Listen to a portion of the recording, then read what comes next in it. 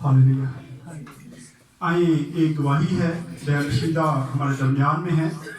इनसे बात करेंगे और इनसे पूछेंगे कि खुदा ने इनकी ज़िंदगी में क्या काम किया और ये क्या गवाही देना चाहती हैं। आइए बहन रशीदा से बात करते हैं। सब सलाम जी। ते मेरी गवाही ये है, मेरी छोटी जी बेटी सी, एवें एक दिन दी सी जो मेरी बेटी ने लई सी, ओदी लाद नहीं सी ते उन्हें गिफ्ट दिता ते हुण वो 12 साल दी हो गई है। ते मेरी बच्ची ने पढ़ाया लिखाया, अच्छा उन्होंने पहन नहीं देंदी, खान नहीं देंदी है। वो बच्ची वापस मांगते सन, उन्हें ते उन्हें दावा भी कर दिता, मतलब बच्चे पुच्चे घर आए, कुटिया बच्चियां नूं, मेरी बेटी नूं, जवाई नूं। ते मेरी बेटी जिहड़ी सी ना, वो बड़ी परेशान सी। वो अदालतां च जज कीता, वकील कीता, सारा करके फिर थाने अदालत च जाके ना, थाने च जाके फैसला होया है। ते बच्ची जिहड़ी सी ना मेरी दोती, वो 12 साल दी हो गई है।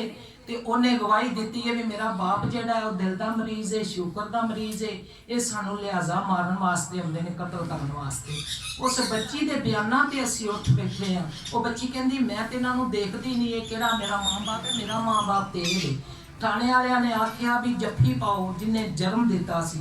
उस बच्ची ने जफ्फी नहीं पाई, उन्हें अपनी मां नूं आके जफ्फी पा ली, जिहदे कोल जिन्हें पालिया सांभिया पढ़ाई लिखाई पई। मेरी गवाही ये सी, मेरा यस्सू बाप ने बहुत काम किया साडे, ओहदे सिर ते असीं उठे हैं। यस्सू बाप की गवाही। मैं इसकी थोड़ी वजाहत कर देता हूँ। उनकी एक बेटी है, वो मेरे पास आई, लेकिन ये सारी बातें उन्होंने मुझे नहीं बताई। दुआ वो ज़रूर करवा रही थी कि हमारा ये केस चल रहा है, आप दुआ करें कि वो केस हमारे हक में हो।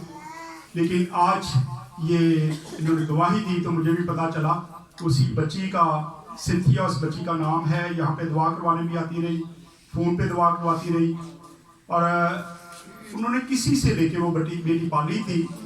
लेकिन अब जब वो बच्ची बड़ी होगी 12 साल की, तो उसके जो माँ बाप हैं जो पहले थे, वो जाग उठे और वो चाहते थे कि हम बच्ची को वापस लेके जाएं। लेकिन खुदा ने सरफराजी दी और वो बच्ची जो जिन माँ बाप ने पाला है, उनके पास ही वो इस वक्त मौजूद है। हम खुदा के शुक्रगुजार हैं।